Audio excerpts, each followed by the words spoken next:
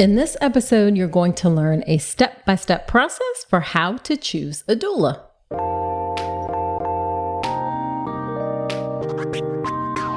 Welcome to the All About Pregnancy and Birth podcast.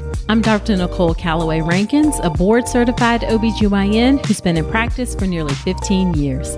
I've had the privilege of helping over 1,000 babies into this world, and I'm here to help you be calm, confident, and empowered to have a beautiful pregnancy and birth. Quick note, this podcast is for educational purposes only and is not a substitute for medical advice. Check out the full disclaimer at drnicolerankins.com/disclaimer. Now let's get to it. Hey there, before we dive into the episode, the Birth with Power Pathway launches in May. And if you're getting ready for your hospital birth, you don't want to miss it. It's the updated version of my online birth course designed to get you calm, confident, and empowered. Hop on my email list now at drnicolerankins.com/email to be the first to know when it's live. Hello there. Welcome to another episode of the podcast. This is episode number 218. Whether you are a new listener or a returning listener, I am so grateful that you're spending some of your time with me today. So I'm super excited to bring this episode to you about how to choose a doula. Anyone who's listened to me for any amount of time or followed me on social media knows that I am a big fan of doulas. So again, I'm just really excited to share this and give you some information so that you can find a doula that works for you.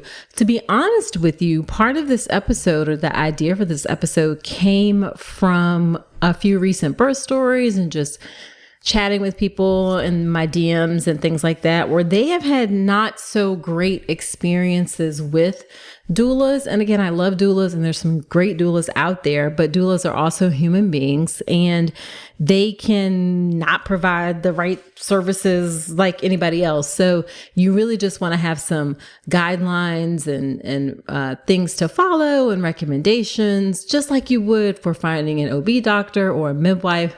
You need to do the same thing for doulas. So first off, in this episode, you're going to learn, really quickly what are doulas. I think most people know, but I'll go over it again just for those who may not.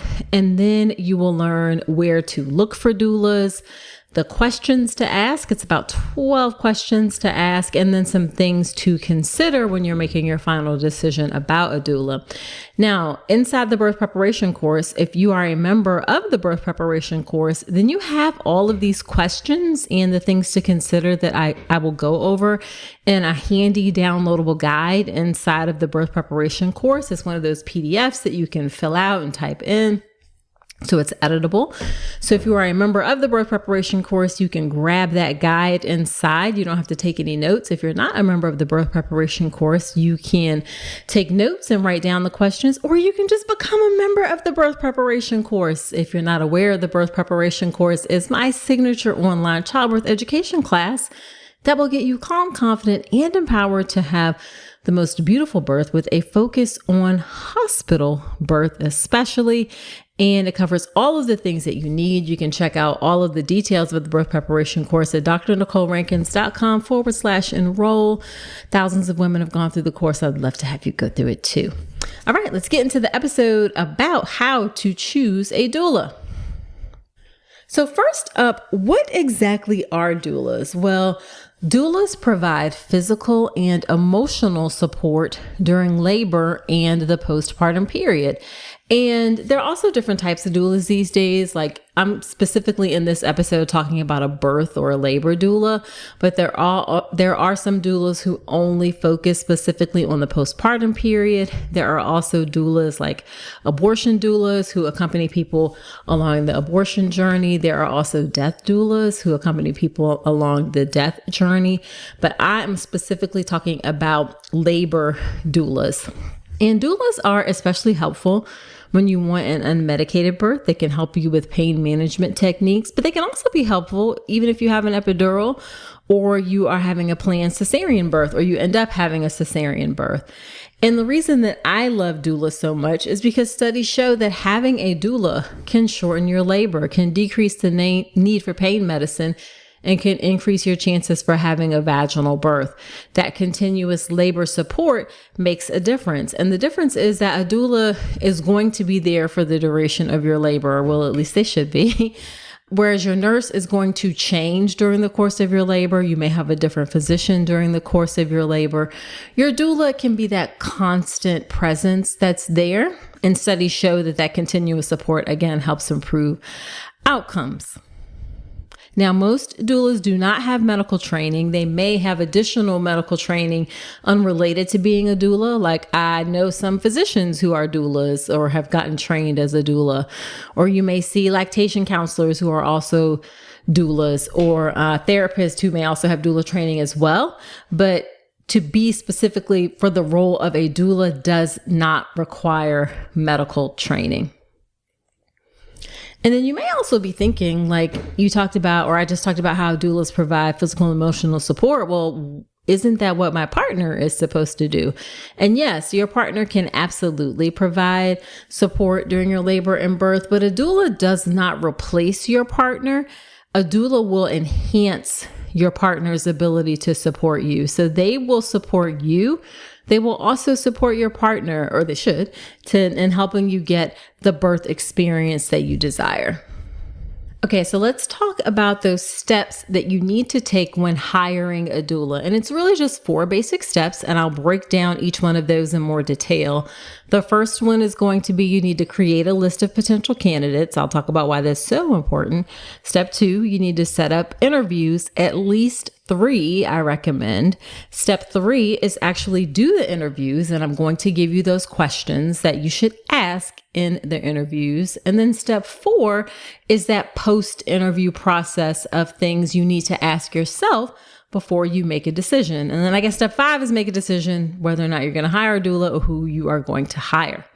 So let's start out with step 1. Step 1 is to create a list of potential candidates. And this is so important because I feel like doulas, and rightfully so, have gotten such a great reputation about the things and the services that they do that sometimes people are just like the first doula that they see. They're like, hey, can I work with you? Or, hey, I should get this person, without really being intentional about making sure that that doula is actually a great fit for them and will do the things that they want and that they expect.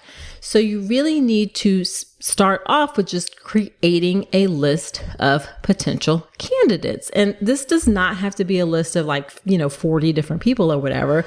I think 5 or 6 is completely reasonable. So you want to be sure you don't just take whoever comes. You want to start with creating a list of potential candidates. And that list may include people who you're like, oh, I really, really, really want to work with this person.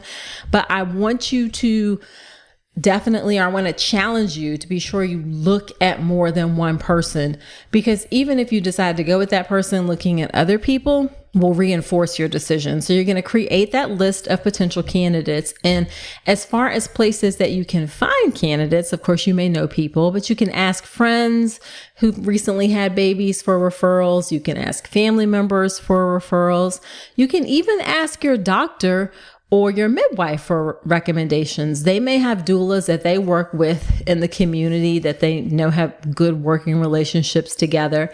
And actually asking your doctor about whether, what recommendations they have for a doula can actually set up a good conversation for you to understand whether or not they support doulas, right? So all doctors should absolutely support doulas because without question, the evidence shows that doulas improve outcomes.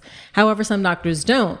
So when you go and ask that question, hey, do you have any recommendations for doulas? If you get language like, I don't know why you need a doula, I don't know why you would do something like that, or, eye rolling kind of thing, or I guess if you have to have a doula sort of thing, that's a red flag, something that you need to pay attention to, because really there's no reason why doctors should not be able to, or should not support continuous labor support during labor, because research shows that it makes a big difference. ACOG has supported it, all of those great things. Now, another place, you can also call up to the hospital labor and delivery and ask if they have recommendations for doula. They may or may not. Some hospitals actually have doulas internally who they employ at the hospital. That can be both good and bad. It can be good because you may have a doula there and you don't have to pay for it. But I don't want to say bad, but the potential con is that you may not know this person. You may not have an opportunity to meet them. You don't have a choice about who it is beforehand. Also, they are employed by the hospital, so they're potentially going to be indebted or lean towards the hospital in the sense that they're going to not mess with them out. They're not going to bite the hand that feeds them, so to speak. So there are pluses and minuses to that, but you can ask the hospital if they have any specific doulas that they know come to the hospital on a regular basis or recommend. Just call up, and whoever answers the phone on labor and delivery, you can ask them. And then there are a couple of good websites that you can go to search for doulas. There's doulamatch.net, and we'll put that in the show notes. And also dona.org, that's DONA.org. Those are both places where you can put in where you are, put in what you're looking for. I believe things like your budget, and then you can find doulas in your area who you can interview. Because again, I want you to create a list of potential candidates. Let's talk about something most pregnant women aren't getting enough of: omega-3 DHA. The recommendation is over 200 milligrams a day, but less than 5% of pregnant women in the US meet that. That's one of the reasons I love Ritual's Essential Prenatal. It has 350 milligrams of vegan DHA plus other key nutrients like methylated folate and choline to support baby's neural tube development. As an OBGYN, I appreciate that Ritual goes beyond the basics. The formula is science-backed, third-party tested for heavy metals and microbes, and every ingredient is traceable. And the delayed release design, it's gentle on the stomach, something that really matters, especially if there's trouble with nausea during pregnancy. You deserve to know exactly what you're putting into your body, especially when it comes to prenatal multivitamins. And with Ritual's dedication to traceable science and sourcing, you always will. See for yourself with 25% off your first month at ritual.com/Dr. Nicole. Start Ritual or add Essential Prenatal to your subscription today. That's ritual.com/Dr. Nicole for 25% off your first month. All right. Now, once you have that list, the next thing you're going to do is you are going to set up at least 3 interviews. Did you hear me? Set up at least 3 interviews. I know this may seem like a lot, or maybe it doesn't, but I don't want you to just pick one person. I want you to have a little bit of a feel for different people and how they may work. And again, even if you fall in love with someone and you're like, oh, this is the one who is it.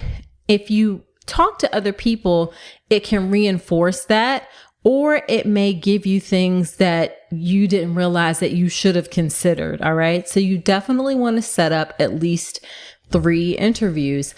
Now that COVID is not nearly the problem that it was before, I think like just meeting over coffee at a coffee shop or Panera or Starbucks or whatever, or a bookstore, those are great places to sit down and have an interview. I think about an hour. You can tell them an hour would be necessary. It could be less. I don't think it'll be much more than that. I think an hour is reasonable. I think ideally you want your partner to be there as well, because your partner should be part of this process and feel comfortable with the person too. So you want your partner to be there as well. But I want you to set up at least 3 interviews. Okay. Step 3 is ask the interview questions. And I'm going to go through these questions. Again, if you're a member of the birth preparation course, you can print out this document. The PDF is already in there. If not, then just grab yourself some pen and paper and you can make some notes. So question number 1 is, where did you receive your training and are you certified? There are sometimes people who are like, oh, I'm a doula, and I'm doing air quotes, but they haven't necessarily gone through any training or done anything. They just decided that I'm going to be a doula.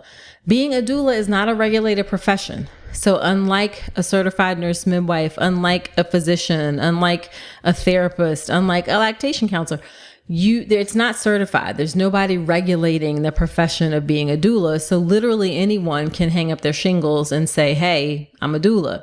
So you definitely want to ask what type of training they have and if they're certified. Now, certification isn't necessarily a make or break. I think it's just something you should know. It may help you in the decision-making process about like the fees that they charge and whether or not you feel like that's reasonable, that kind of thing. But they absolutely should have some sort of training in order to become a doula. It shouldn't just be like, I decided, I'm just going to be a doula. And some organizations that certified doulas are DONA International, DONA International, Childbirth International, Birth Arts International. Those are common certifying organizations. In my area, I'm in Richmond, Virginia. We also have some local organizations that certify doulas like Birth and Color or To Labor. And you also may have people in your area or organizations or groups in your areas that do doula training. So just ask, where did they receive their training? You can go back and look it up and make sure you feel like it is in line or actually something that's serious and real and not someone who's just deciding, okay, I'm going to be a doula.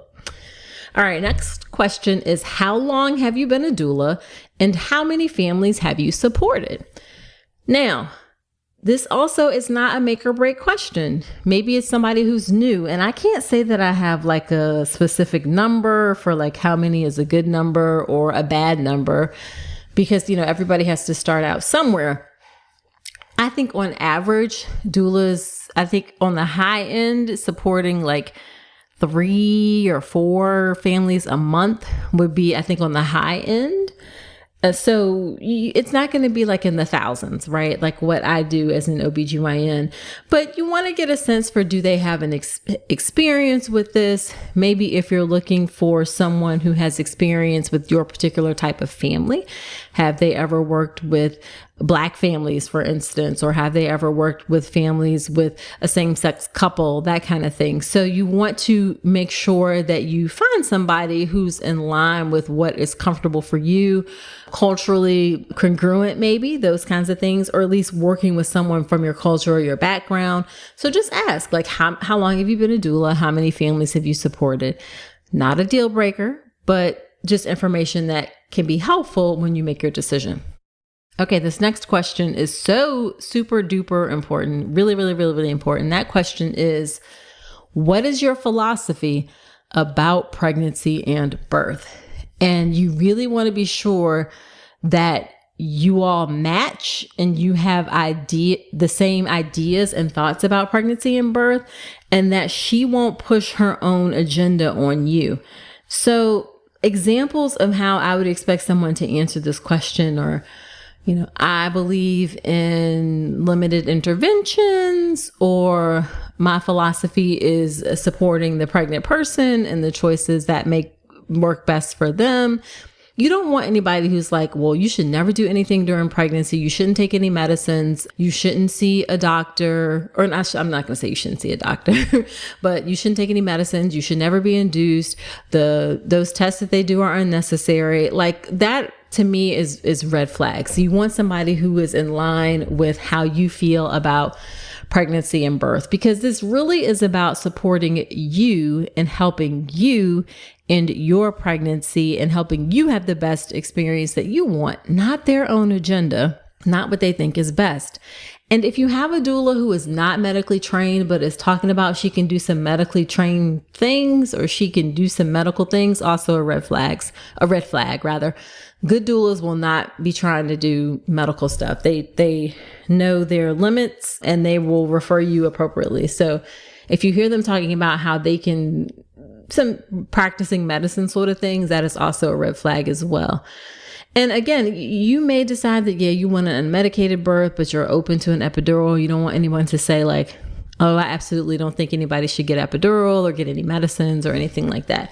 You just want somebody who's in line with supporting the things that you want for your birth. Okay. Next question is, how many visits do you provide prenatally, and how many visits do you provide after the birth? One of the things that is helpful about having a doula during your pregnancy, and you can actually hire them as early as you want.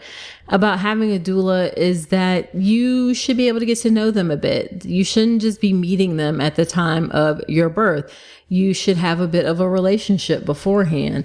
So I would anticipate or guess there are probably going to be at least a couple of visits prenatally where you sit down, you talk about things, what you want. They should probably help you with making a birth plan or birth wishes. Some doulas actually also do childbirth education, so they may offer that as part of their services and kind of wrap that into their fee. So you definitely want to ask or how many visits they provide prenatally and what those visits entail. And then you want to ask or have clarity on what they're going to do for you after the birth. You definitely need at least 1 or 2 visits. Often doulas will come see you in the hospital right after the birth, and then they will also see you at home to help you get situated and settled in your new role. So you want to have clarity on exactly what you're getting, what you're paying for as part of the experience. I have unfortunately seen a few people who have been kind of surprised or taken aback at what ended up being the lack of visits and care related to having a doula. So ask how many visits they provide prenatally, how many visits they provide after birth, and what exactly do those visits entail. Okay. Next question is, what is your accessibility? Are you available by text? Are you available by phone call? Are you available by email? How often am I able to reach out to you? Now, it's unrealistic to expect that someone's going to be available 24/7, right? At least like through your whole pregnancy. Surrounding the birth time, yes, they do need to be available 24/7.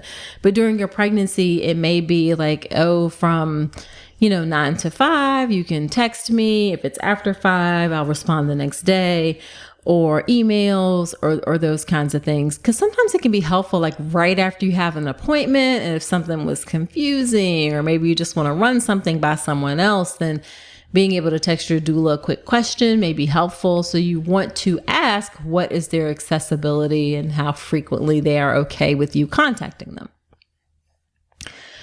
Okay. Next up is, how will you support my partner? As I said in the beginning, a good doula does not replace your partner. A good doula supports you and supports your partner in helping you have your best birth experience. So some examples of how your doula may support your partner are that I'll teach your partner some pain management techniques like back massage, or how to get things like a warm washcloth, or rubbing your back, or those kinds of things. So they can teach your partner some of the moves and things that they do. They can maybe remind your partner, hey, have you gotten something to eat? Or you can run out and get something to eat, or do some of those things to make sure your partner is also taking care of themselves during the process of your birth experience. You don't want them to ask the question and be like, oh, I don't know, like, I guess I, do this, that, or other. You want them to have a clear understanding and thought out response to acknowledging that supporting your partner is also a part of their role as well. All right, next is, how will you interact with my medical team? And I want you to specifically ask, do you feel comfortable playing an advocacy role? This is super duper important. All right. There are some doulas who are out there and like, I am ready to advocate. I will intervene. I will speak up on your behalf. But that is not what doula by definition means. Doulas are trained to provide physical and emotional support. It doesn't necessarily mean that they're ready to intervene on behalf of you and your medical team. Now, I think ideally they should. And if they don't feel like they're comfortable with that, then your partner absolutely has to be able to do that, because you need to have someone with you during your birth who can advocate for you on your behalf, for sure. But you really want some clarity ahead of time, because you don't want to get in the birth experience and things are happening and you're in the thick of things and you're thinking your doula is going to speak up about something and they don't. And examples of advocacy, like, don't expect that your doula is going to be like scrapping with the hospital staff, but some things that they may do that can just provide a little bit of space and time for you to think about things is, for example, when something is being presented to you as an option, they can nicely, calmly say, you know what, they can look at you and say, do you want a minute to think about it? Do you maybe want a minute for you and your partner to kind of discuss this, and kind of open up that door to give you some space to think about things so you can discuss things in private, right? Or if it's like, you have some hesitancy about getting a cervical exam or getting your water broken, and your doula can say, is there any way like she could like reassess, or we could look at things in a couple of hours and kind of see where things are. So ask, does your doula feel comfortable doing those kinds of things? And ideally, you don't want a doula who is like going to be an adversary, or who goes into it like gangbusters. We got to fight the hospital staff. That's not what works best. When you have a labor and delivery nurse and a doula who work well together to support the patient, that is like the best, like the absolute best. So you want a doula who feels comfortable helping with, or working with a nurse, working with the physician, having a conversation, and not like an adversarial kind of thing. That's what makes the best environment or situation, particularly in a hospital birth. Okay. Next is, at what point are you on call 24/7 for my birth? Birth is unpredictable. The only predictable thing about birth is that it is unpredictable. So your doula needs to be very clear for you, like, when will they be available? Typically that's going to be once you're full term. So 37 weeks, maybe 38 weeks up until when you give birth. That means you can call them anytime, or text, or anytime when things happen, because things happen whenever they happen. So you want to know very clearly at what point your doula is on call 24/7 for your birth. All right. Next question is, at what point in my labor will you join me? Now, I love doulas, and this one is probably if there's some doulas listening, this may cause a little bit of friction. I hope not. But doulas are human beings too. They have lives, and it can be challenging to be with someone during a whole labor, and that lasts for hours and hours and hours and hours and hours. I mean, I think doulas are starting to recognize, that work-life balance. The reason why, for example, we in our specialty have things like hospitalist, where I only work in the hospital and I work certain shifts, and I know that outside of that, I'm not working. Or midwives who share call and responsibilities. I think they're starting to understand that being with someone during that whole time is a lot. It's demanding physically, it's demanding mentally, right? So sometimes I think it used to be like, oh, your doula would kind of like come to your house, and when you first started having contractions and things like that, to sort of assess and help give you an idea, is it time to go to the hospital? And I see that sort of hands-on treatment less and less, to be honest with you. They'll definitely talk to you over the phone. They'll definitely help you think through about whether or not it's time to go.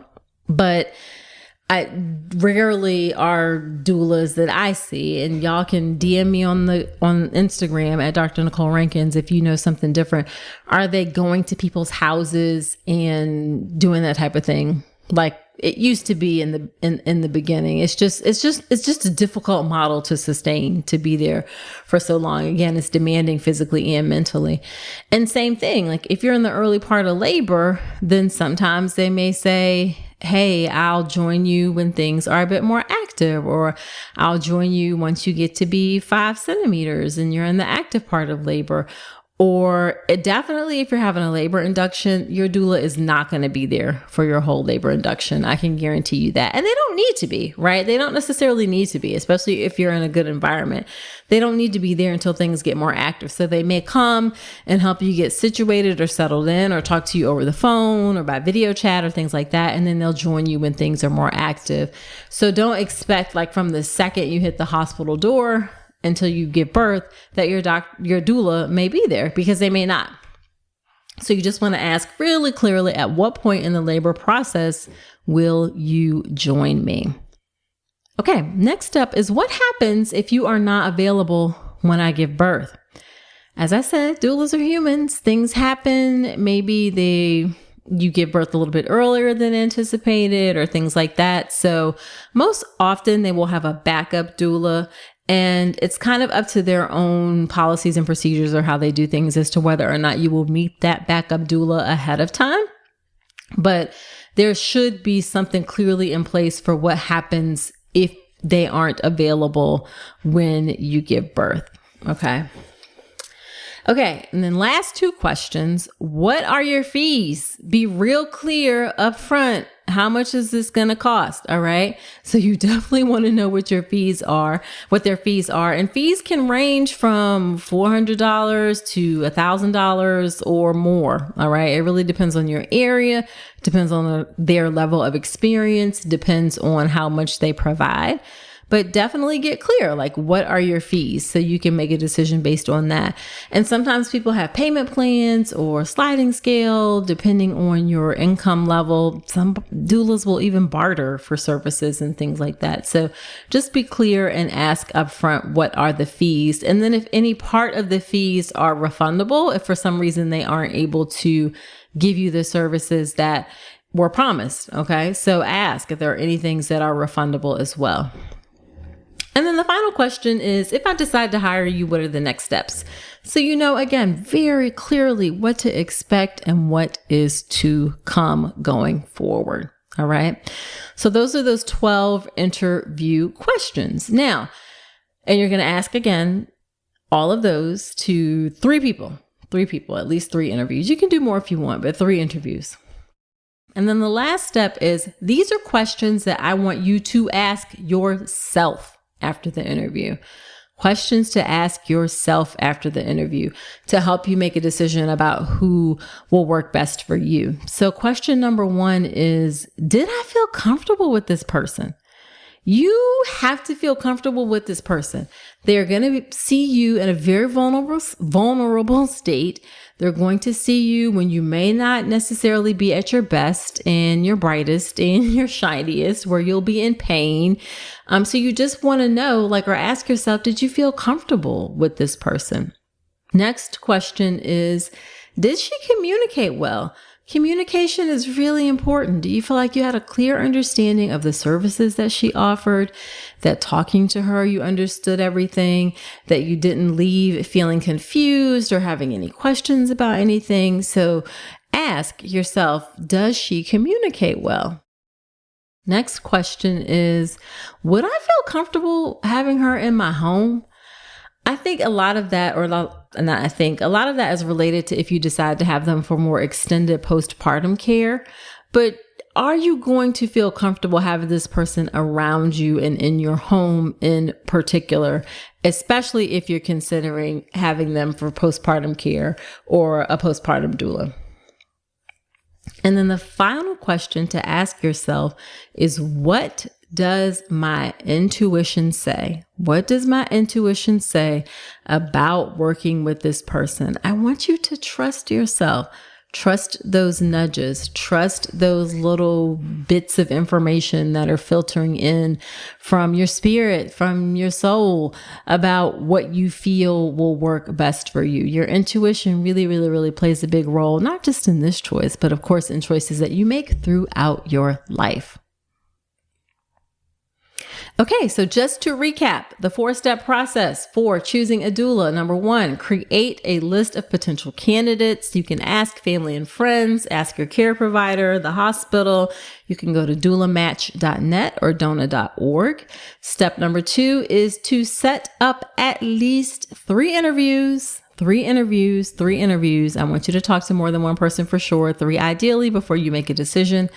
Step number 3 is do the interviews. And the 12 questions you're going to ask are, where did you receive your training and are you certified? How long have you been a doula and how many families have you supported? What type of families have you supported? What is your philosophy about pregnancy and birth so that you all match? How many visits do you provide prenatally and after the birth? What do your services cover? What is your accessibility? Are you available by text, phone calls, emails? How often am I able to reach out to you? How will you support my partner? How will you interact with my medical team? Do you feel comfortable playing an advocacy role? At what point are you on call 24/7 for my birth? At what point in the labor process will you join me? What happens if you are not available when I give birth? What exactly are your fees? And then if I decide to hire you, what are the next steps? And then finally, the questions to ask yourself afterwards are, did I feel comfortable with this person? Does she communicate well? Would I feel comfortable having this person in my home? And then what does my intuition say? And remember, if you are part of the birth preparation course, there is that PDF download that you can fill out, print out for each of the interviews, take it to the interviews with you. So you have the questions right there. If you're not a member of the birth preparation course, then come on in. What are you waiting for? Come join us. It's drnicolerankins.com/enroll. I would love to serve you inside of the course. Childbirth education is a must for everyone. Even if you don't do the birth preparation course, you better be doing some childbirth education because it is so critical. But I'd love to have you inside the birth preparation course. It's a great, great program. So check it out, drnicolerankins.com/enroll. So there you have it. Do me a solid. Share this podcast with a friend. Sharing is caring. I'm on a mission to reach and serve as many pregnant folks as possible. And I'm so grateful for anything that you can do to help me reach and serve as many folks too. Be sure to subscribe to the podcast in Apple Podcast or wherever you're listening to me right now. Leave me an honest review in Apple Podcast. It helps other women to find the show, helps the show to grow. Also, shoot me a message on Instagram. I'm at Dr. Nicole Rankins. If you have some thoughts about the podcast, something that you want me to talk about, I am always open in the DMs to receive messages. I also like to get pictures. Love to see pictures, not just of baby, but pictures of you and baby. So definitely send me pictures on Instagram. I'm at Dr. Nicole Rankins, and just follow me there for more great pregnancy and birth information as well. So that's it for this episode. Do come on back next week and remember that you deserve a beautiful pregnancy and birth.